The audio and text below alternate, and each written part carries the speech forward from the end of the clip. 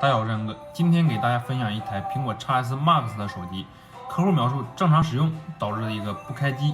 这一台手机的维修过程啊，有点曲折。接着我们打开屏幕，加电之后看一下，直接大电流。取掉屏幕之后，我们对主板进行一个初步的测量，发现主板第二端短路。经过我们初步的一个检测，这个手机啊，应该没有意外的话捡钱了。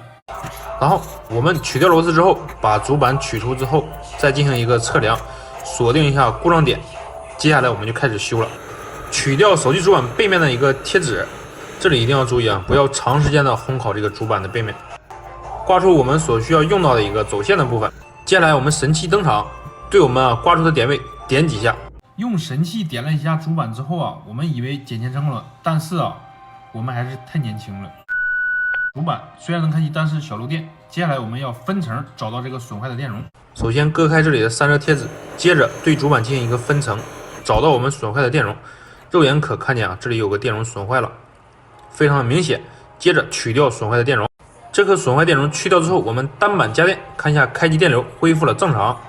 接着我们要进行一个主板的贴合，像这样的主板啊，我们可以采取免直吸的一个贴合的手法，上下层吸珠进行复位之后，我们在中框上涂上我们的助焊剂，整个中框涂满助焊剂之后，我们来进行一个贴合的操作，对好位置，封箱均匀加热。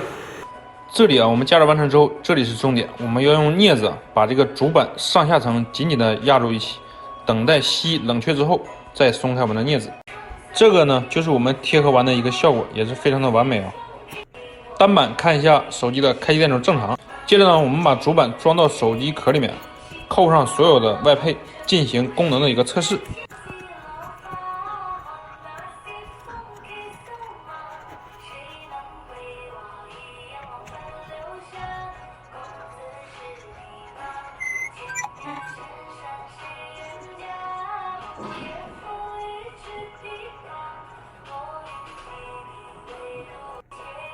这个手机的维修过程啊，虽然有点曲折，但是结果呢也是完美修复了。